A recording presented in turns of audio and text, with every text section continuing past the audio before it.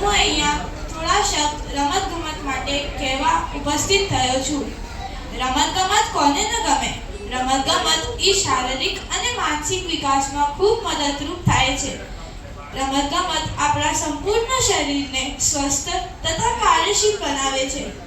ભણતર તો જરૂરી જ છે, પરંતુ આપણને થોડો સમય રમતગમત માટે કાઢવો જોઈએ. એનાથી આપણો આત્મવિશ્વાસ વધે અને આપણને કઠિન પરિસ્થિતિઓનો સામનો કરતા પણ શીખવાડે. હાર જીત રમતગમતના સિક્કાની બે બાજુ છે. હું પણ કેટલી વાર હાર્યો છું અને કેટલી વાર જીત્યો છું. રમતગમત આપણા જીવનમાં ખૂબ મહત્વપૂર્ણ છે. રાઈટ ડિસિઝન આપણે લઈએ તો આપણે જીતી શકીએ. અગર એ જ રાઈટ ડિસિઝન આપણે રાઈટ ટાઈમ પર લઈએ તો એ આપણને સ્ટડી ને આગળ લાઈફમાં પણ ખૂબ કામ આવે.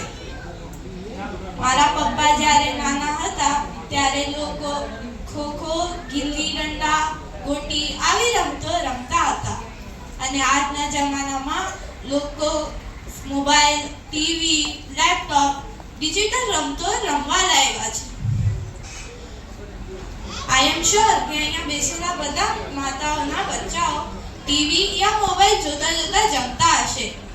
અને અગર એ જ બચ્ચાઓ બહાર જઈને ક્રિકેટ, ફૂટબોલ આવી રમતો રમે તો એ ભૂખ્યા હોય ને એ ટીવી યા મોબાઈલ ન માંગે, ખાવાનું માંગે.